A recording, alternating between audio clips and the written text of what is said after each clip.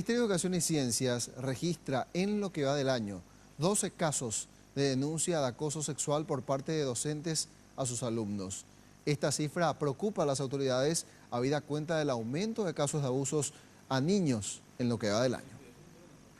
Tras las denuncias recientes en contra de 2 directores de colegios públicos, el MEC comunicó que ya se intervino a ambas instituciones y los directores ya fueron separados de sus cargos. La más reciente denuncia afecta a un colegio de Guarambaré, donde acusan al director de abusar de un menor de tan solo 11 años. La supervisión de la zona ya tomó las medidas, el director está con reposo, de hecho de que él ya está imputado, ¿verdad? Entonces ya se está viendo quién es la persona que va a estar interinando en la dirección.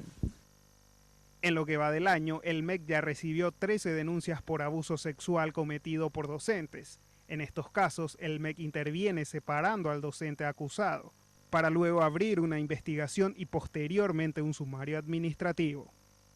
Cuando ya tienen alguna sanción, es ahí donde nosotros primero hacemos el sumario administrativo, después lo destituimos y le casamos la matrícula para que no pueda volver a aula a estos docentes. Días atrás fue denunciado el director de un colegio del barrio Roberto L. Petit.